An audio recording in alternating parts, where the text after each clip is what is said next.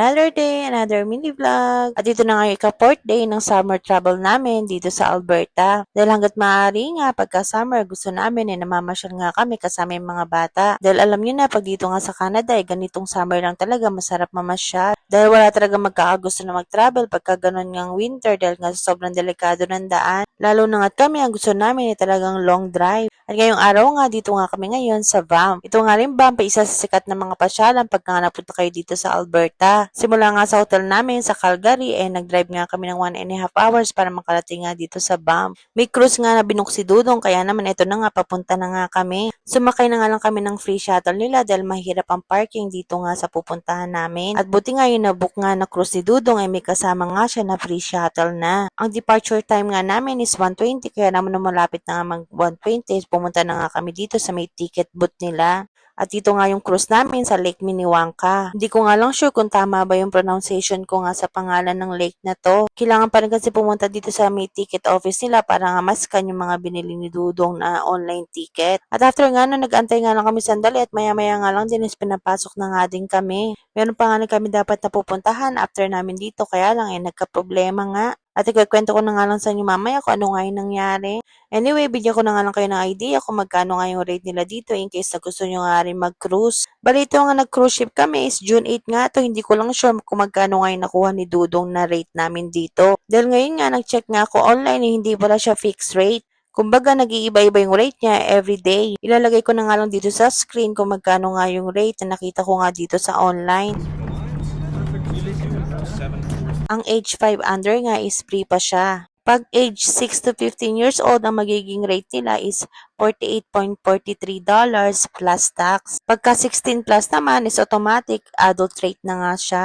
Nga pala yung free shuttle nga pala nila is start lang nung June 13 hanggang September 7 lang. Yung mga ganitong cruise nga, yung mga lake cruise na ganito, normally seasonal nga lang ito. Dahil alam niyo na dito nga sa Alberta, sa Canada, talagang madaming snow. Kaya yung operation nila dito is tuwing summer lang. Pagpasok nyo nga pala dito sa may boat nila, meron nga din kayong mga seat arrangement.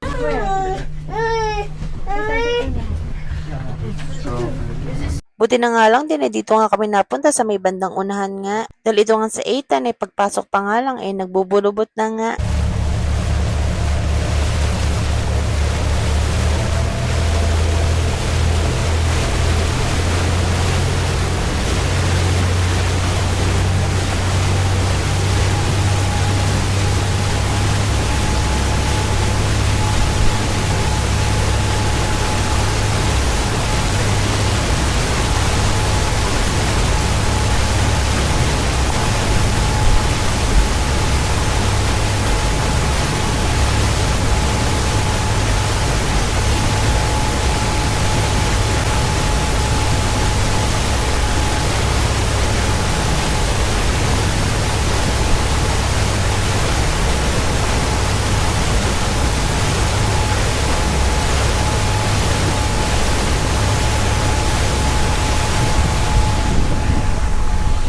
At habang nakasakay nga kami dito sa cruise meron nga rin nagkwekwento ng about sa story dito nga sa Lake Minnewanka. Ang dami-dami nga niyang kwento, ang dami-dami niyang sinasabi pero dahil English ang naintindihan ko nga lang ang sabi niya ito nga daw yung isa sa pinakamalalim na lake dito sa may Alberta. Kaya kahit nga daw sobrang init ng panahon pero ang tubig pa nga rin daw dito talaga pa rin daw sobrang lamig. Isang oras nga din pala itong cruise namin. At after naman namin doon, sumakay lang ulit kami ng shuttle at dito nga kami nagpababa. Dito na nga sa may downtown ng Banff. Alam nyo ba guys, itong Banff isa nga to sa pinaka-busy na lugar pagka nga ganitong summer dito sa Canada. Paano ba naman dinadayo talaga to ng mga turista na mga galing pa nga sa ibang bansa. Dahil nga pag nandito ka na sa Banff, pwede mo na rin puntahan yung Lake Louise at saka nga rin yung Moraine Lake. At iyan nga Lake Louise at Moraine Lake yung dapat nakasama sa pupuntahan namin ngayong araw.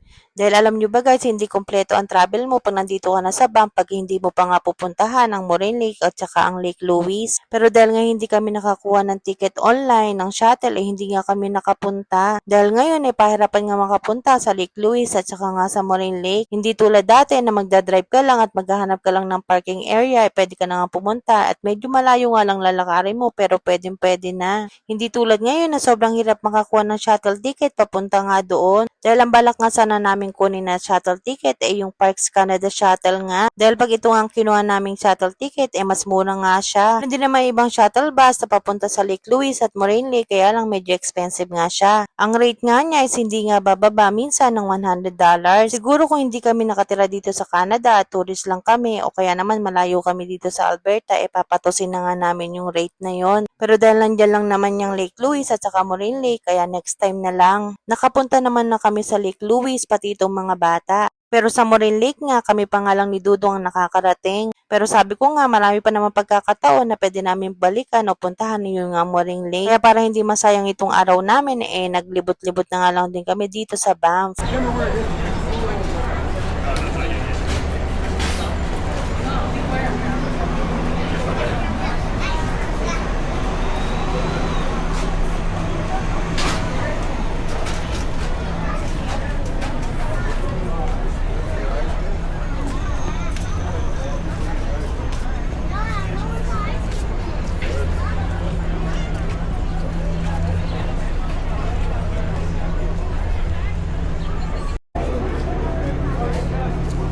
Haba ng pila.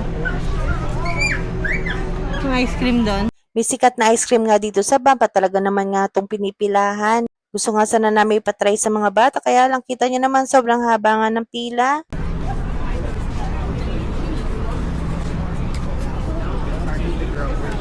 Kung pipila pa nga kami dito, panigurado, gagabihin nga kami ng biyahe pabalik sa hotel namin. At yun lang naman for today's video guys. See you on day 5. Bye!